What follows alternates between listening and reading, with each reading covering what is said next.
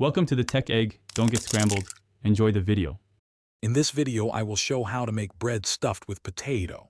First, combine 2 cups of warm water with 1 tablespoon of sugar and 2 1/4 teaspoons of active dry yeast. Let it sit for 5 minutes. Then, in a large bowl, mix 4 cups of all-purpose flour with 1 teaspoon of salt. Gradually add the yeast mixture to the flour, mixing until a shaggy dough forms. Knead this dough for about 8 to 10 minutes until it is smooth and elastic. Finally, let it rise for 1 hour. Now let's prepare our delicious potato filling. Begin by boiling 2 large potatoes until they are very tender, then drain and peel them. Mash the cooked potatoes thoroughly until they are completely smooth. Next, stir in 1/4 cup of finely chopped onion, 2 tablespoons of fresh cilantro, and 1 teaspoon of salt.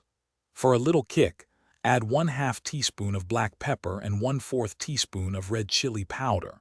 Mix everything well to combine. With your dough risen and filling ready, it's time to stuff and shape. Divide the dough into 8 equal portions, rolling each into a smooth ball. Flatten each ball into a 5-inch circle. Place about 2 tablespoons of the potato filling in the center of each circle. Carefully gather the edges of the dough over the filling, pinching them firmly to seal. Ensure there are no gaps to prevent the filling from escaping during baking.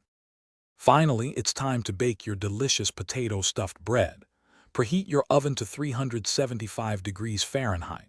Place the shaped bread on a baking sheet and bake for 20 to 25 minutes. Look for a beautiful golden brown color and a hollow sound when you tap the bottom. Once baked, let it cool for a few minutes, then serve your warm, homemade bread immediately. Enjoy every savory bite.